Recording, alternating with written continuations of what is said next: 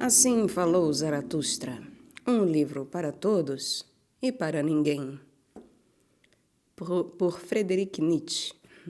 Tradução, notas e pós-fácil de Paulo César de Souza, Companhia de Bolso, canal Le Conde.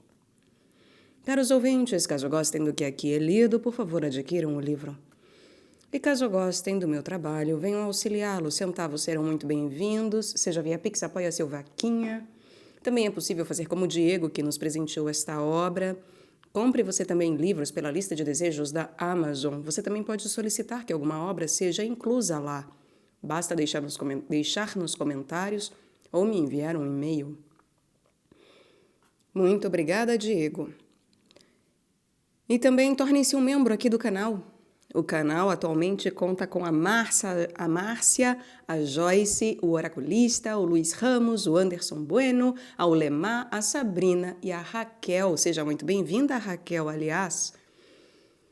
Me ajude a fazer com que esta comunidade cresça, com que esse canal cresça cada dia mais. Há diversas possibilidades, diversas assinaturas, a começar por R$ 1,99 ao mês, apenas. E curtam, compartilhem, comentem, inscrevam-se no canal caso já não tenham feito, porque tudo isso também faz muita diferença em termos de engajamento. Assim o YouTube dissemina mais esses conteúdos, caso você concorde com eles, ofertando para mais pessoas e ampliando assim o meu trabalho, possibilitando que ele tenha continuidade. Não que eu pretenda pará-lo, é claro. Mas é bom quando o nosso trabalho é reconhecido, não é verdade? Quando ele de alguma forma traz algum resultado, ainda que eu nunca tenha feito tudo isso, pensando exclusivamente nisso, no efeito. A causa é o que basta. Sigamos, meus caros. Estamos na segunda parte. O canto noturno. É noite. Falam agora mais alto todas as fontes que jorram, e também minha alma é uma fonte que jorra. É noite. Despertam somente agora todos os cantos dos que amam, e também minha alma é canto de alguém que ama.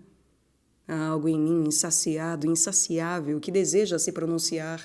Uma ânsia de amor que se acha em mim. Uma ânsia de amor se acha em mim, e ela mesma fala a linguagem do amor. Luz eu sou. Ah, quisera eu fosse noite, mas esta é a minha solidão, estar cingido de luz. Ah, quisera eu fosse escuro e noturnal, como desejaria sugar do peito da luz. E ainda vos desejaria abençoar pequenos lumes estelares e vagalumes lá no alto, e ser venturoso por vossas dádivas de luz. Mas eu vivo em minha luz própria. Sorvo de volta em mim as chamas que de mim saem. Não conheço a felicidade de quem recebe, e muitas vezes sonhei que roubar será mais venturoso que receber. Esta é a minha pobreza, que minha mão jamais descansa de presentear. Esta é a minha inveja, ver olhos expectantes e as iluminadas noites do anseio. Ó desventura dos dadivosos, ó escurecer do meu sol, ó ânsia de ansiar, ó fome na saciedade. Eles recebem de mim, mas ainda toco sua alma? Há um abismo entre dar e receber, e o menor abismo é o último a se transpor. Uma fome nasce da minha beleza. Gostaria de magoar aqueles que ilumino, de assaltar os que presenteio. Assim, tenho fome de maldade. Retirar a mão quando uma mão já se estende para ela, semelhante à cachoeira que ainda na queda hesita. Assim tenho fome de maldade. Tal vingança medita minha plenitude, tal perfídia brota de minha solidão. Minha aventura ao presentear morreu ao presentear. Minha virtude cansou-se de si mesmo em seu excesso. Aquele que costuma presentear, seu perigo é perder o pudor. Aquele que costuma repartir, sua mão e seu coração têm calos de repartir. Meu olho já não lacrimeja ante o pudor dos que pedem. Minha mão tornou-se dura demais para sentir o tremor das mãos cheias. Para onde foram as lágrimas de meus olhos e a penugem do meu coração? Ó solidão dos dadivosos, ó silêncio dos luminosos, muitos sóis circulam nos espaços ermos. Para tudo que é escuro falam com sua luz. Para mim, silenciam. Esta é a hostilidade da luz ao luminoso. Impiedosa percorre ela suas órbitas. Injusto para com o luminoso no mais fundo de seu coração, frio para com os sóis, assim anda cada sol. Como uma tempestade voam os sóis em suas órbitas, seguem sua vontade inexorável. Esta é a sua frieza. Ó seres escuros, noturnais, somente vós retirais calor do que é luminoso. Somente vós bebeis bálsamo e leite dos úberes da luz. Há gelo ao meu redor. Minha mão se queima ao tocar no gelado. Há sede em mim, e ela arde por vossa sede. É noite. Que eu tenha de ser luz, e sede do que é noturno, e solidão. É noite, como uma nascente agora irrompe o meu anseio. Falar é meu anseio. É noite. Falam agora mais alto todas as fontes que jorram. E também minha alma é uma fonte que jorra. É noite. Despertam somente agora todos os cantos dos que amam. E também minha alma é o canto de alguém que ama. Assim cantou Zaratustra. O canto da dança. Certo dia, ao anoitecer, Zaratustra andava pela floresta com seus discípulos, e, quando buscava uma fonte, eis que chegou a um verde prado, silenciosamente rodeado de árvores e arbustos. Nele havia garotas que dançavam entre si. Tão logo reconheceram Zaratustra, interromperam a dança. Mas Zaratustra se aproximou com gestos amigáveis e lhes disse estas palavras: Não interrompais a dança, graciosas garotas. Não é um desmancha-prazeres com o olhar ruim que vos chega, nem um inimigo das garotas. Sou o advogado de Deus perante o diabo, mas este é o espírito de gravidade.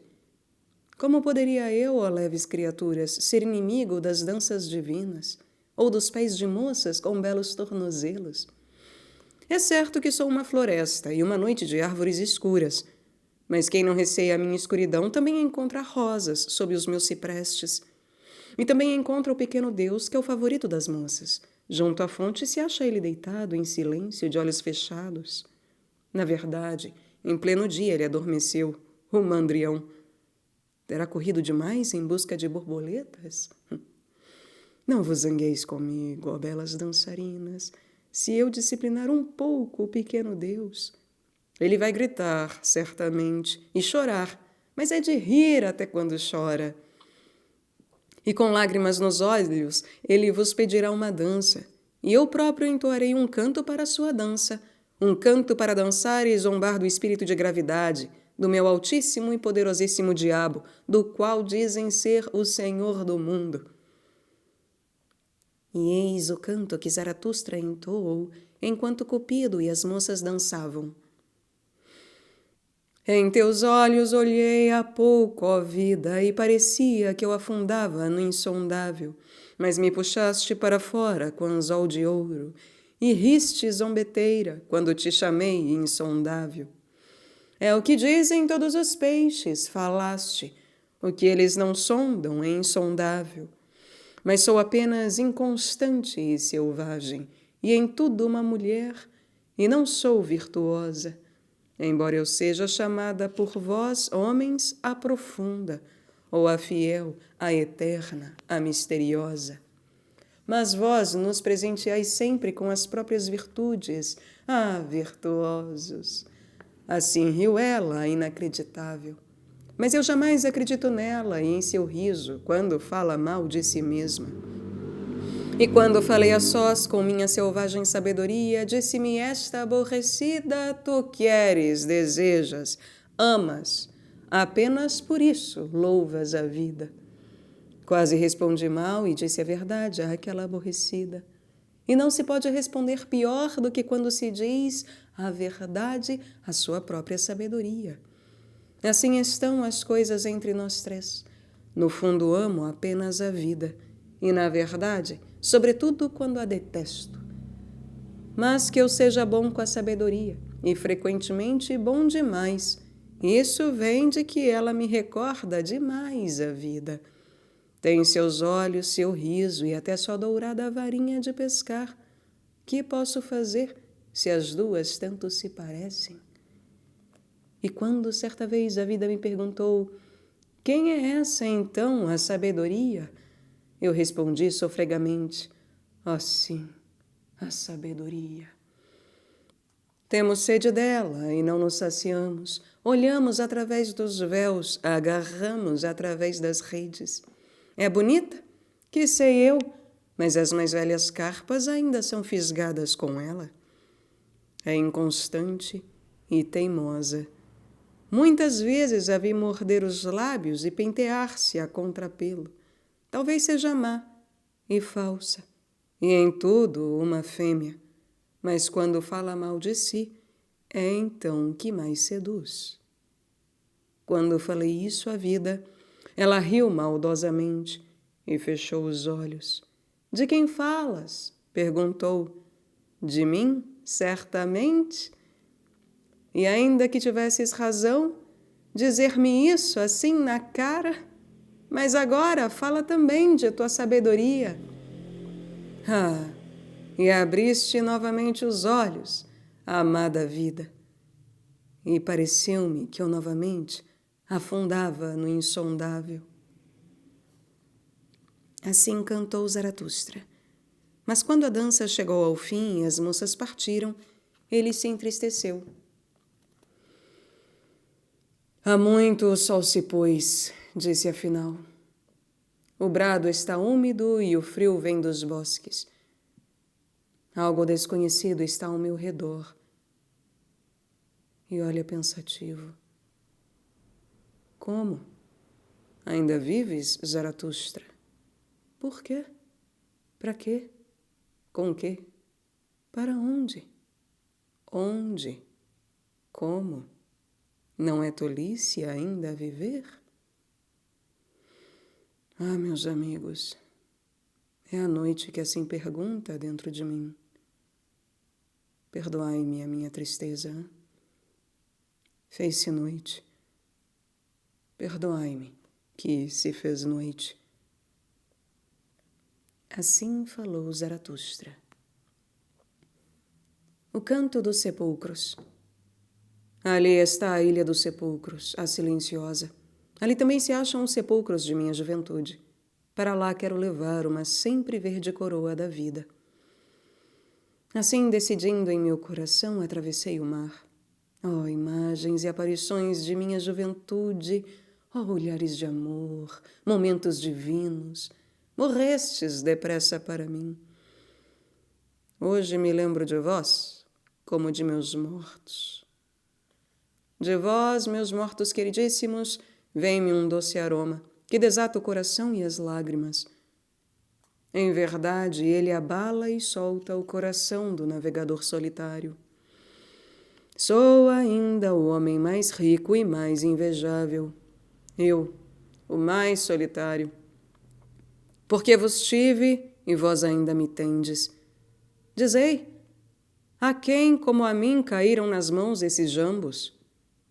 Ainda sou herdeiro e canteiro de vosso amor, florescendo em vossa memória de virtudes agrestes e coloridas, oh, mais que amados. Nós fomos feitos para permanecer próximos, suaves e estranhas maravilhas, não como tímidos pássaros Não como tímidos pássaros viestes a mim e ao meu desejo, não. Viestes como confiantes àquele que confia. Sim, feitos para a fidelidade como eu, e para meigas eternidades. Agora devo denominar-vos de acordo com vossa infidelidade, ó olhares e momentos divinos. Nenhum outro nome aprendi ainda. Em verdade, depressa demais morrestes para mim, fugitivos. Mas não me fugistes, nem eu vos fugi. Somos inocentes um para o outro em nossa infidelidade. Para matar a mim, estrangularam a vós, pássaros canoros de minhas esperanças. Sim, contra vós, queridíssimos, a maldade sempre lançou flechas, para atingir meu coração. E atingiu, pois sempre fostes meu bem mais querido, minha possessão e o que me possuía. Por isso tivestes de morrer jovens e cedo demais. Contra o que eu possuía de mais vulnerável foi lançada a flecha. Isso éreis vós, cuja pele é como uma penugem e, mais ainda, como o sorriso que morre a um simples olhar.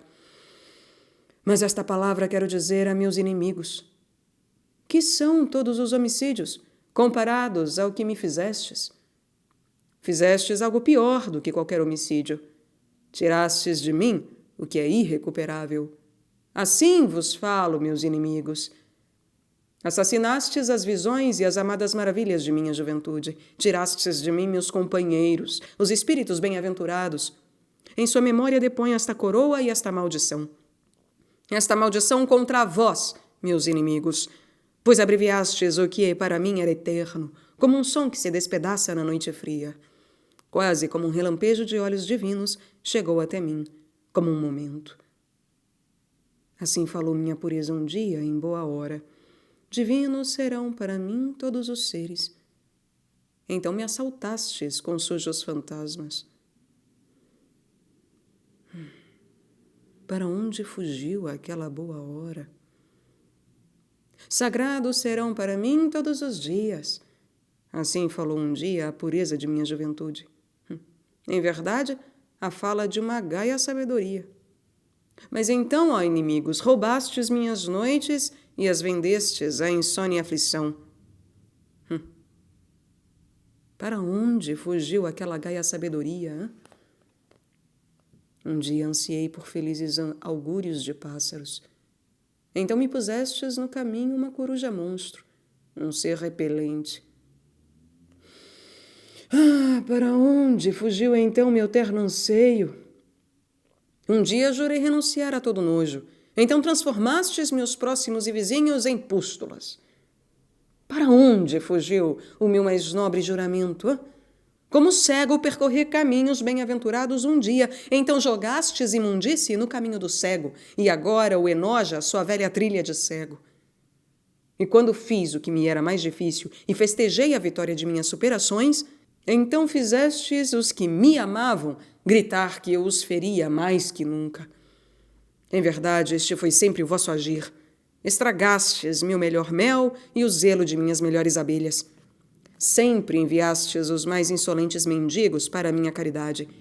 Em torno de minha compaixão juntastes sempre os desavergonhados incorrigíveis. Assim feristes a minha virtude em sua fé. E dando eu em sacrifício o que me era mais sagrado, rapidamente vossa devoção lhe punha ao lado suas mais gordas oferendas, de modo tal que nos fumos de vossa gordura sufocava ainda o que me era mais sagrado. E certa vez eu quis dançar como nunca havia dançado. Para além de todos os céus eu quis dançar. Então aliciastes meu cantor mais querido. E ele entoou uma horripilante e pesada melodia. Trombateou em meus ouvidos como uma sombria trompa. Cantor assassino, instrumento de maldade, inocentíssimo. Já me achava pronto para a melhor das danças. Então assassinaste com teus sons o meu enlevo.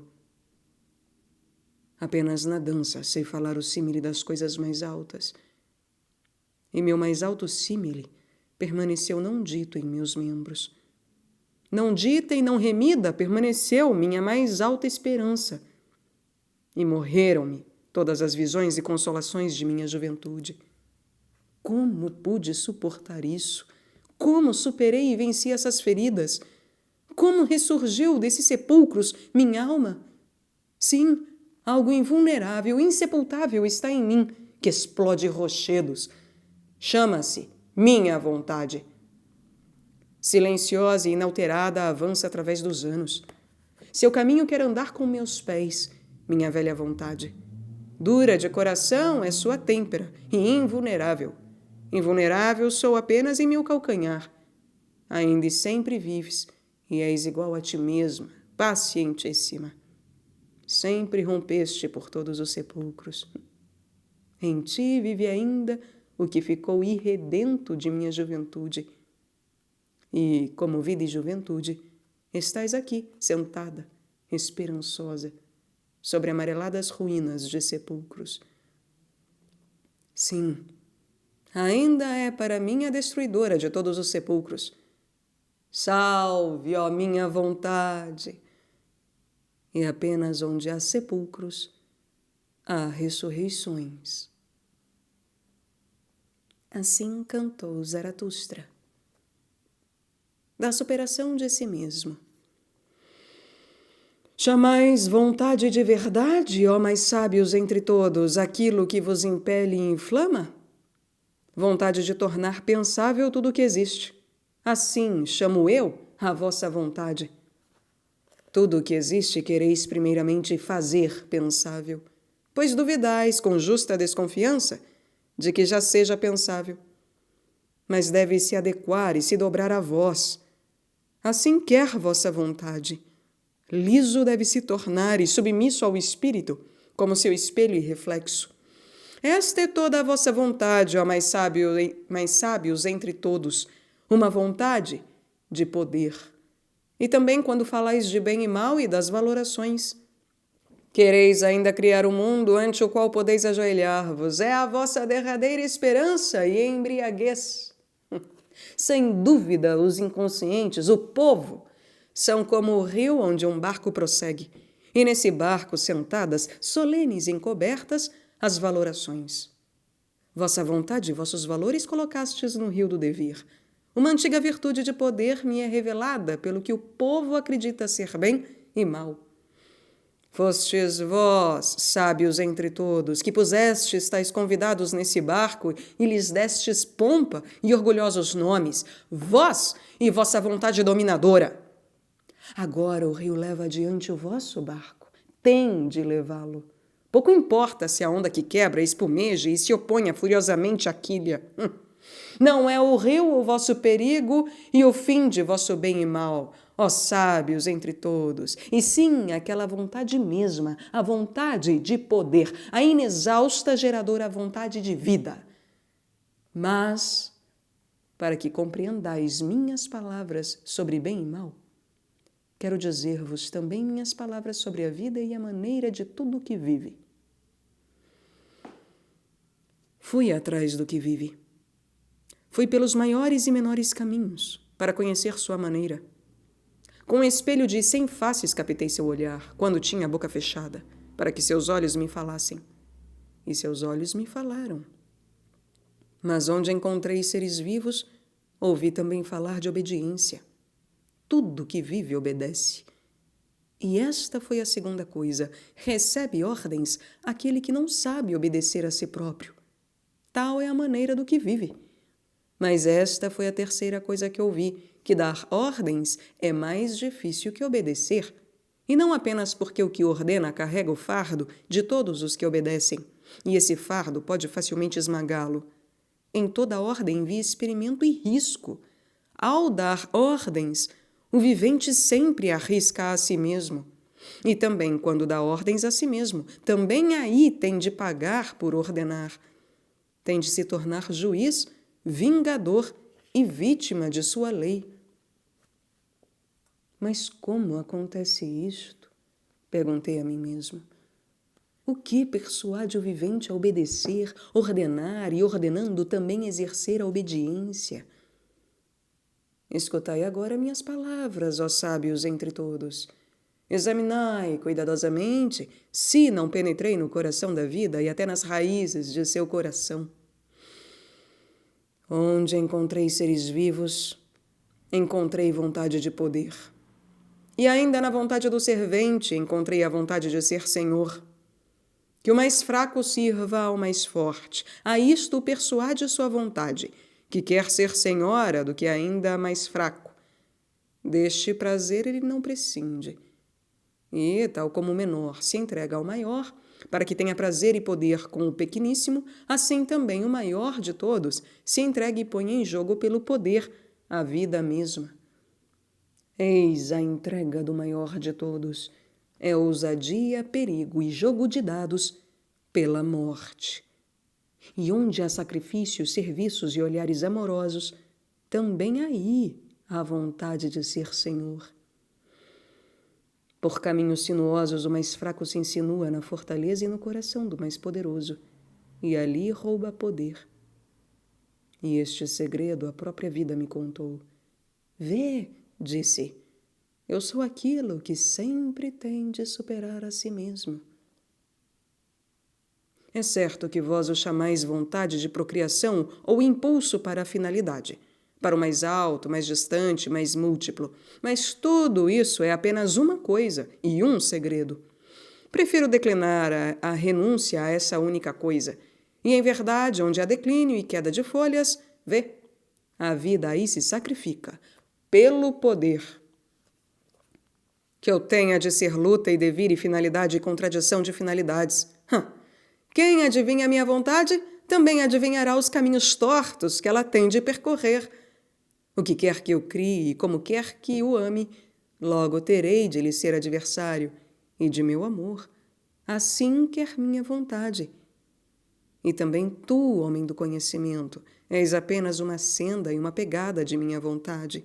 Em verdade, minha vontade de poder caminha também com os pés de tua vontade de verdade. Não acertou, na verdade, aquele que lhe atirou a expressão vontade de existência. Tal vontade não existe, pois o que não é não pode querer. Mas o que se acha em existência, como poderia ainda querer existência? Apenas onde há vida há também vontade, mas não vontade de vida, e sim, eis o que te ensino, vontade de poder. Muitas coisas são mais estimadas pelo vivente do que a vida mesma, mas no próprio estimar fala a vontade de poder. Assim a vida me ensinou outrora, e com isso, ó sábios entre todos, resolverei ainda o enigma de vossos corações. Em verdade eu vos digo, bem e mal que sejam perenes, isso não existe. Por si mesmos, têm de superar-se sempre de novo. Com vossos valores e palavras de bem e mal, exerceis violência, ó valoradores. E este é o vosso amor oculto e o brilho, tremor e transbordamento da vossa alma. Mas uma violência mais forte cresce de vossos valores, e uma nova superação. Nela se quebram o ovo e a casca do ovo. E quem tem de ser um criador no bem e no mal, em verdade, tem de ser primeiramente um destruidor e despedaçar valores. Assim, o mal supremo é parte do bem supremo. Este, porém, é criador. Falemos disso, ó sábios entre todos, embora seja desagradável. Silenciar é pior. Todas as verdades silenciadas tornam-se venenosas. E que se despedace tudo o que, de encontro a nossas verdades, possa despedaçar-se. Ainda há muitas casas por construir. Assim falou Zaratustra. Dos sublimes. Calmo é o fundo de meu mar. Quem diria que oculta monstros brincalhões? Inabalável é a minha profundeza, mas cintila de enigmas e risadas que flutuam. Um homem sublime avistei hoje, um solene, um penitente do espírito. Como riu minha alma de sua feiura. Com peito erguido e semelhante àqueles que seguram o ar, assim estava ele, o sublime, em silêncio, ornado de feias verdades, seu butim de caça. e rico em vestimentas rasgadas. Muitos espinhos também havia nele, mas não vi nenhuma rosa. Ainda não aprendeu o riso nem a beleza. Sombrio, esse caçador retornava do bosque do conhecimento. Regressava da luta com animais selvagens. Mas em sua seriedade espreita ainda um animal selvagem, um que não foi vencido. Ali continua como um tigre a ponto de saltar. Mas não me agradam essas almas tensas. Meu gosto é hostil a esses retraídos. E me dizeis, amigos, que não se discutem gostos e sabores? Mas a vida é discussão sobre gostos e sabores. Gosto é peso e balança ao mesmo tempo, e aquele que pesa. E coitado do vivente que quisesse viver sem discussão por peso, balança e quem pesa. Quando se cansasse de sua sublimidade, esse sublime apenas então começaria sua beleza, e apenas então eu desejaria saboreá-lo e achá-lo saboroso. E somente quando ele se afastar de si mesmo, pulará por cima de sua própria sombra, e, em verdade, para dentro de seu sol. Por tempo demais ele esteve na sombra. Empalideceram as faces do penitente do espírito. Ele quase morreu de fome em sua expectativa. Em seus olhos ainda há desprezo. Nojo se esconde em sua boca. É certo que agora repousa, mas seu repouso não se deitou ainda ao sol. Ele deveria fazer como o touro, e sua felicidade deveria ter cheiro de terra, e não de desprezo da terra. Eu gostaria de vê-lo como um touro branco, bufando e mugindo enquanto vai à frente da relha do arado, e seu mugido deveria ainda louvar tudo o que é terreno. Escuro ainda é seu rosto, a sombra de sua mão brinca sobre ele. Ensombrecido ainda está o sentido de sua visão. Seu próprio ato é ainda a sombra sobre ele. A mão obscurece o agente. Ele ainda não superou o seu ato. É certo que amo nele a nuca do touro, mas agora quero também ver os olhos do anjo. Também sua vontade de herói ele tem de desaprender. Um ser elevado ele tem de ser, e não apenas sublime. O próprio éter deveria elevá-lo, o sem vontade.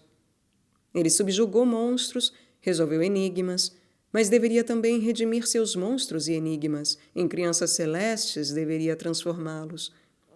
Seu conhecimento não aprendeu ainda a sorrir e não ter ciúme. Sua paixão torrencial não acalmou ainda na beleza.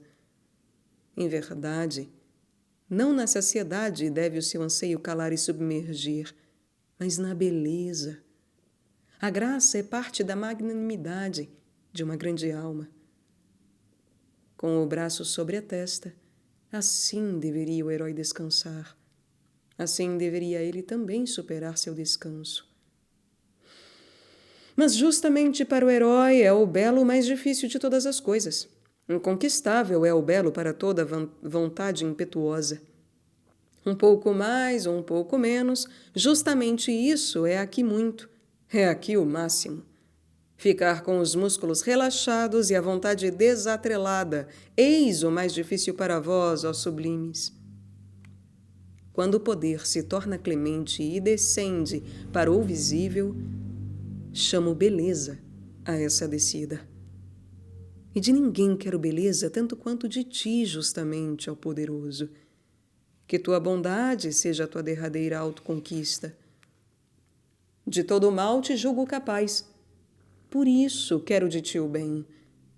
Em verdade, muitas vezes ri dos fracotes que se creem bons porque têm patas aleijadas. Deves aspirar à virtude da coluna. Quanto mais ela sobe, fica tanto mais bela e delicada, mas interiormente mais dura e resistente. Sim, ó sublime, um dia ainda serás belo e segurarás o espelho para a tua própria beleza. Então tua alma tremerá de divinos desejos, e ainda em tua vaidade haverá adoração. Pois este é o segredo da alma. Apenas o herói a abandonou. Aproxima-se dela, em sonhos, o super-herói. Assim falou Zaratustra. Do país da cultura. Longe demais voei na direção do futuro. Um pavor me assaltou. E quando olhei ao meu redor, eis que o tempo era meu único contemporâneo. Então voei para trás, no rumo de casa, e cada vez mais depressa. Assim cheguei até vós, homens do presente, e ao país da cultura. Pela primeira vez trouxe comigo um olhar para vós e bom desejo. Em verdade, cheguei com saudade no coração. Mas que me aconteceu? Embora tivesse medo, tive que rir. Meus olhos jamais tinham visto algo tão sarapintado. Eu ria e ria, enquanto o pé ainda tremia e também o coração. Aqui deve ser a terra de todos os potes de tintas, disse eu. Com 50 borrões de cores no rosto e nos membros, assim vos encontráveis ali, para meu espanto, ó homens do presente. E com 50 espelhos ao vosso redor, que lisonjeavam e repetiam vosso jogo de cores. Em verdade, não poderíeis usar máscaras melhores do que vossos próprios rostos, ó homens do presente.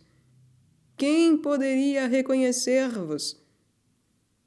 Inteiramente inscritos com signos do passado e com novos signos pincelados sobre esses signos, assim vos escondestes bem de todos os intérpretes de signos. E mesmo quando se é um escrutador de rins, quem ainda crê que tendes rins?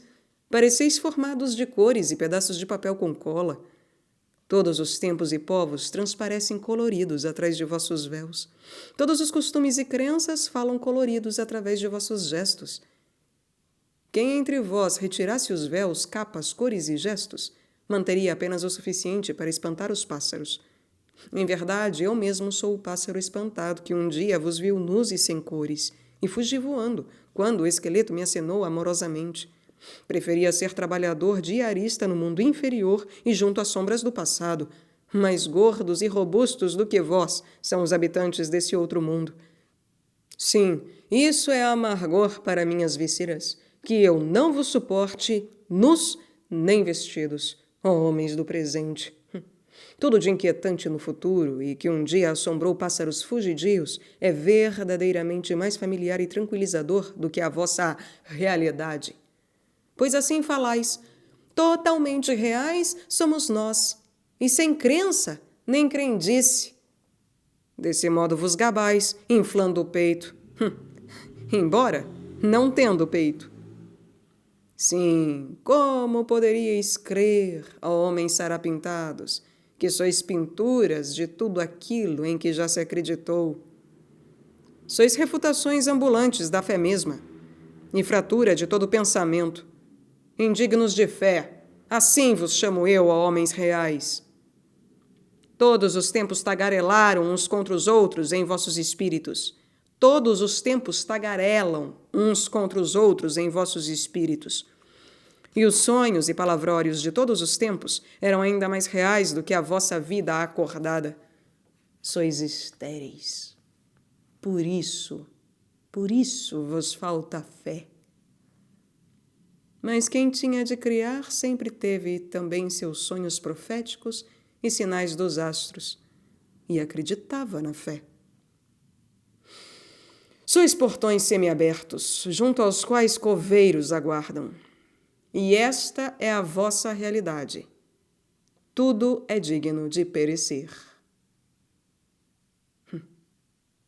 Como apareceis à minha frente, ó estéreis, com tão magras costelas.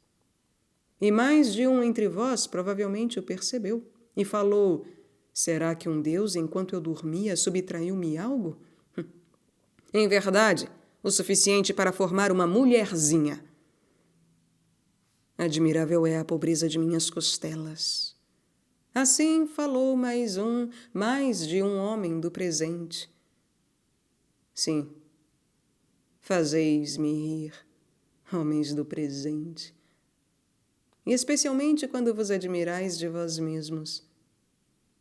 E ai de mim se não pudesse rir de vossa admiração, e tivesse de beber tudo de repugnante de vossas tigelas.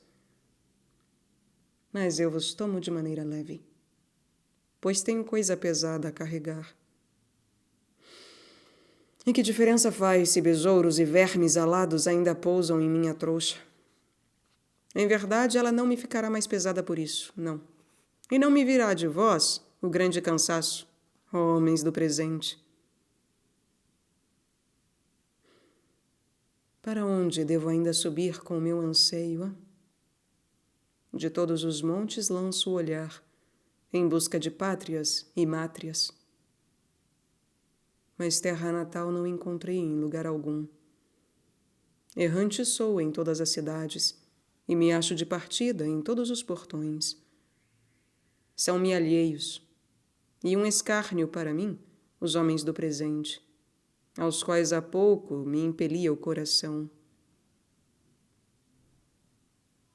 E expelido sou eu de pátrias e mátrias.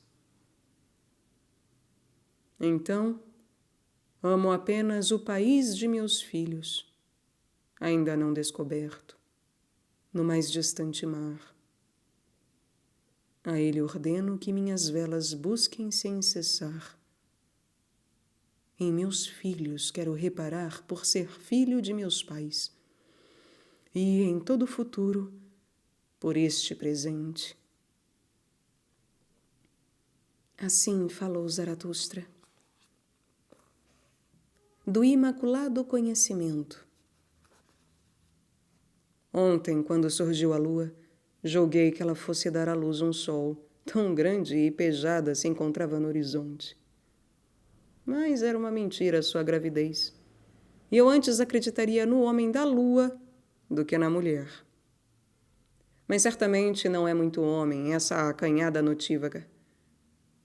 Em verdade, é com má consciência que anda sobre os telhados, pois é lascivo e ciumento o monge que há na lua, desejoso da terra e de todas as alegrias dos amantes. Não gosto dele, esse gato sobre os telhados. Tenho aversão a todos os que rondam janelas semicerradas. Devoto e silencioso ele anda sobre tapetes de estrelas, mas não gosto dos pés de homem que pisam levemente, em que nem uma espora retine. O passo de todo homem honesto diz algo, mas o gato desliza sobre o chão. Vê como um felino aproxima-se à lua, e insincera. Este símile ofereço a vós, hipócritas sentimentais, a vós, os homens do puro conhecimento. A vós eu chamo lascivos. Também vós amais a terra e as coisas terrenas. Eu bem vos adivinhei. Mas há vergonha em vosso amor, e má consciência. Vós assemelhais à lua. A desprezar as coisas terrenas, persuadiram vosso espírito, mas não vossas entranhas. Mas estas são o mais forte em vós. E agora vosso espírito se envergonha de fazer a vontade de vossas entranhas, e para escapar à sua vergonha, toma caminhos furtivos e mentirosos. Seria para mim o mais elevado, assim dizem a si próprio seu espírito mendaz, olhar para a vida sem desejo, e não como um cachorro com a língua pendente, ser feliz em olhar com vontade já morta, sem as garras e a cobiça do egoísmo, frio e cinzento no corpo inteiro, mas com ébrios olhos de lua, seria para mim o melhor. Desse modo seduz a si mesmo o seduzido. Amar a terra como a ama a lua e somente com os olhos apalpar sua beleza. E isto seja para mim o imaculado conhecimento de todas as coisas, que eu nada queira das coisas, exceto que possa estar diante delas como um espelho com sem olhos. Hipócritas sentimentais, lascivos, falta-vos a inocência no desejo, e por isso caluniais agora o desejar. Em verdade, não amais a terra como quem cria, gera, tem prazer no devir. Onde está a inocência? Onde há vontade de gerar. E quem quer criar para além de si, tem para mim a vontade mais pura. Onde está a beleza? Onde tenho de querer com toda a vontade. Onde quero amar e declinar, para que uma imagem não permaneça apenas imagem. Amar e declinar. Há eternidades essas coisas combinam. Vontade de amor, isso é ter boa vontade também para com a morte. Assim falo eu convosco, ó covardes. Mas agora vosso emasculado olhar de esguelha, quer se chamar contemplação. E o que se deixa apalpar com olhos covardes deve ser batizado de belo. Ó emporcalhadores de nomes nobres!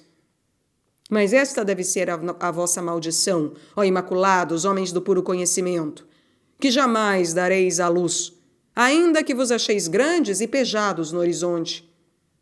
Em verdade, encheis a boca de palavras nobres, e devemos acreditar que o vosso coração transborda, ó grandes mentirosos. Mas as minhas palavras são pequenas, desprezadas, tortas. De bom grado recolho o que cai da vossa mesa durante as refeições. Ainda posso usá-las para dizer a verdade aos hipócritas. Sim, minhas espinhas de peixe, conchas e cardos devem comichar os narizes dos hipócritas. Há sempre um ar ruim em torno a vós e vossas refeições, pois vossos pensamentos lascivos, vossas mentiras e segredos estão no ar. Ousai primeiro acreditar em vós mesmos, em vós e vossas entranhas. Quem não acredita em si mesmo sempre mente. Envergastes a máscara de um Deus, ó puros, e para dentro da máscara de um Deus esgueirou-se vosso horroroso verme anelado. Em verdade, vós enganais, contemplativos. Também Zaratustra foi, certa vez, ludibriado por vossa divina pele. Não percebeu como estava cheia de anéis de serpente. Um dia imaginei ver a alma de um Deus a brincar em vossos brinquedos, ó homens de puro conhecimento. Um dia não imaginei arte melhor do que as vossas artes. A distância me ocultava a sujeira e o mau odor de serpente, e que ali rondava lasciva a astúcia de um lagarto. Mas cheguei perto de vós. Então fez-se dia para mim, fez-se dia para mim. Agora faz-se para vós. Chegou ao fim o caso de amor com a lua. Olhai, olhai! Ali está ela, surpreendida e pálida, antes da aurora. Pois logo chega ele, o incandescente, chega o seu amor à terra. Inocência e desejo de Criador é todo amor solar. Olhai como chega impaciente sobre o mar, não sentis a sede e o quente hálito do seu amor? Ele quer sugar o mar e beber sua profundidade, levando-a até as alturas. Então o desejo do mar se eleva com meus seios. Beijado e sugado quer ser este pela avidez do sol. Quer tornar-se ar, altura, trilha de luz, e ele próprio luz. Em verdade, tal como o sol, amo a vida e todos os mares profundos. E isto é conhecimento para mim. Tudo profundo deve subir até minha altura. Assim falou Zaratustra. Dos eruditos. Enquanto eu dormia, uma ovelha comeu da coroa de Hera em minha cabeça. Comeu e disse: Zaratustra não é mais um douto. Falou e foi-se embora, empertigada e orgulhosa. Uma criança me contou isso.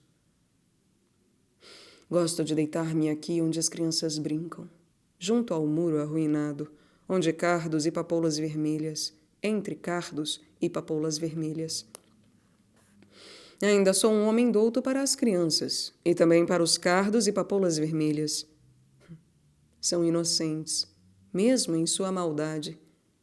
Mas para as ovelhas, não o sou mais. Assim quer meu destino. Bendito seja. Pois esta é a verdade. Saí da casa dos doutos. E, além do mais, bati a porta atrás de mim. Por tempo demais, minha alma esteve sentada à sua mesa. Não fui, como eles, treinado para o conhecer como se treina para quebrar nozes, não. Amo a liberdade e o ar sobre a terra fresca. Prefiro dormir sobre peles de bois do que sobre seus títulos e dignidades. Sou demasiado aquecido e queimado por meus próprios pensamentos. Muitas vezes isso me tira o fôlego. Tenho de sair ao ar livre, longe de todos os quartos empoeirados. Mas eles se acham friamente sentados na fria sombra. Querem ser apenas espectadores em tudo. e evitam sentar-se ali onde o sol queima os degraus. Como os que ficam parados na rua e olham boquiabertos para a gente que passa, assim aguardam eles também e olham boquiabertos para os pensamentos que outros pensaram.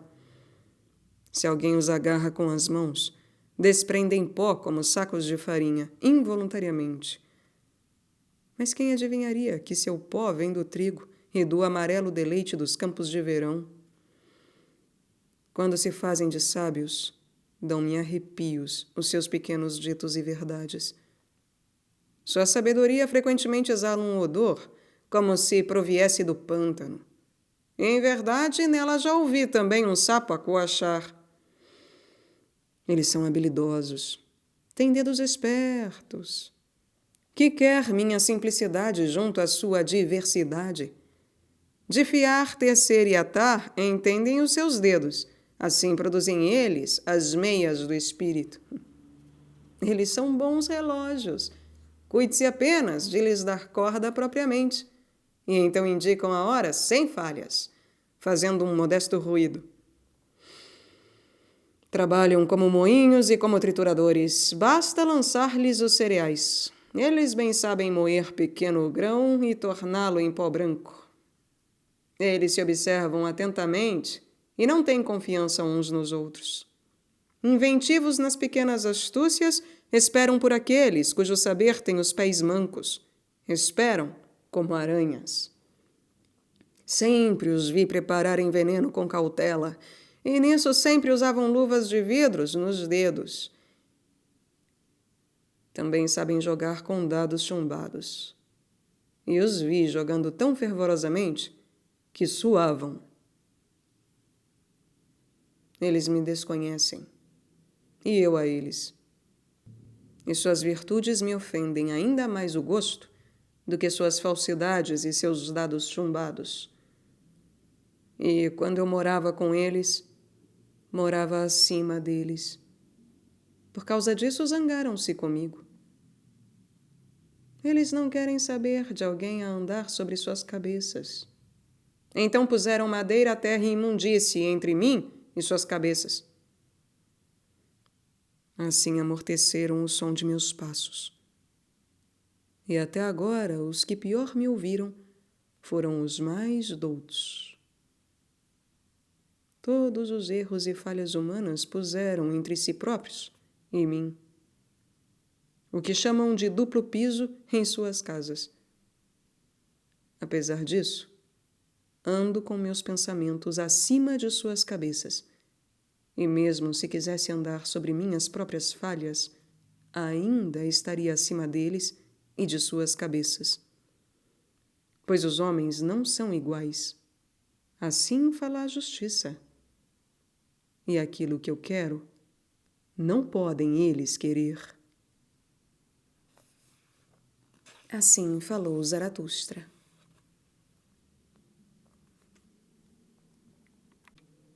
Dos poetas. Desde que conheço melhor o corpo, disse Zaratustra a um de seus discípulos, o espírito é para mim apenas espírito, por assim dizer, e todo o intransitório é também apenas símile. Assim já te ouvi falar uma vez, respondeu o discípulo. E então acrescentaste, mas os poetas mentem demais. Por que disseste que os poetas mentem demais, hein? Por quê? Disse Zaratustra. Perguntas por quê? Não sou daqueles a quem se pode perguntar por seu porquê. Então minha vivência de ontem? Faz muito tempo que vivi as razões de minhas opiniões. Não deveria eu ser um tonel de memória se quisesse ter comigo também minhas razões? Já é muito para mim conservar as minhas opiniões. E mais de um pássaro vai-se embora. E vez por outra acho também alguma ave que chegou a meu pombal e não conheço, e ela treme quando lhe pouso a mão. Mas que te disse uma vez Zaratustra? Que os poetas mentem demais? Mas também Zaratustra é um poeta. Acreditas que ele aqui falou a verdade? Por que o acreditas, hã? E o discípulo respondeu: Eu acredito em Zaratustra. Mas Zaratustra meneou a cabeça e sorriu. A fé não me torna bem-aventurado, menos ainda a fé em mim. Mas dado que alguém tenha dito com toda seriedade que os poetas mentem demais, ele tem razão. Nós mentimos demais. Nós também sabemos muito pouco. Somos maus aprendizes, então temos de mentir. E qual de nós, poetas, já não adulterou o seu vinho? Muita mistura venenosa aconteceu em nossas adegas. Muita coisa indescritível foi feita ali. E porque sabemos pouco, agradam-nos muito os pobres de espírito, em especial quando são mulheres jovens. E desejamos até as coisas que as velhas mulheres contam umas às outras ao anoitecer. É o que nós mesmos chamamos o eterno feminino em nós. E como se houvesse um especial acesso secreto ao saber que fosse bloqueado para aqueles que aprendem algo, assim cremos nós no povo e em sua sabedoria. Mas isto creem todos os poetas, que quem aguça os ouvidos, deitado na relva ou em declives solitários, aprende algo das coisas que estão entre o céu e a terra. E se lhes vêm ternas emoções, os poetas sempre acham que a própria natureza por eles se apaixonou e que ela chega de mansinho até seus ouvidos para lhes sussurrar segredos e lisonjas de amor, de que eles se gabam e se pavoneiam diante de todos os mortais. Existem tantas coisas entre o céu e a terra com que somente os poetas sonharam. E sobretudo acima do céu, pois todos os deuses são símiles de poeta, artimanhas de poeta. Em verdade, sempre somos levados para cima, para o reino das nuvens. Nelas botamos nossos coloridos bonecos e os chamamos deuses e super-homens. Pois eles são leves o bastante para essas cadeiras, todos esses deuses e super-homens. Como eu estou cansado de todo o insuficiente, que deve a todo custo ser evento. E como estou cansado dos poetas. Quando Zaratustra assim falou, seu discípulo irritou-se, mas guardou silêncio. Também Zaratustra silenciou, e seus olhos se tinham voltado para dentro, como se olhassem na distância. Por isso ele suspirou e respirou fundo. Eu sou de hoje e outrora, mas algo em mim é de amanhã e depois de amanhã e algum dia. Cansei-me dos poetas, dos antigos e dos novos, sim.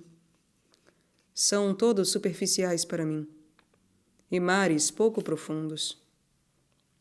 Eles não pensaram bastante a fundo, por isso seu sentimento não desceu até os motivos no fundo. Um tanto de volúpia e um tanto de tédio. Esta foi até agora sua melhor reflexão. Todos os seus toques de harpa são respirar e deslizar de fantasmas para mim. Que souberam eles até hoje do fervor dos sons? Tampouco são limpos o bastante para mim. Todos eles turvam suas águas, para que pareçam profundas. E com isso gostam de passar por conciliadores, mas para mim continuam sendo mediadores e intromissores. E meio isso, meio aquilo, e gente pouco limpa. Lancei minha rede em seus mares, e pretendia pescar bons peixes, mas sempre tirei fora a cabeça de um velho deus. Assim o mar deu ao faminto uma pedra. E talvez eles próprios venham do mar. Em dúvida, neles encontramos pérolas. Mais ainda se assemelham eles próprios a duros crustáceos. E em vez de alma, neles achei frequentemente mucosa salgada. E do mar também aprenderam a vaidade. Não é o mar o pavão entre os pavões? Mesmo ante o mais feio dos búfalos, ele abre a sua cauda. Jamais se cansa do seu rendado leque de prata e seda. O búfalo olha, carrancudo, próximo da areia em sua alma, ainda mais próximo da selva, mais próximo que tudo do pântano, porém. Que são para ele beleza, mar e ardor de pavão? Este símile eu falo para os poetas. Em verdade, seu próprio espírito é o pavão entre os pavões, e um mar de vaidade. Espectadores, quer o espírito do poeta, ainda que sejam búfalos. Mas desse espírito eu me cansei. E vejo chegar o dia em que ele cansará de si próprio. Transformados já vi os poetas, e com o olhar voltado para si mesmos. Penitentes do espírito vi chegar. Formaram-se a partir deles. Assim falou Zaratustra.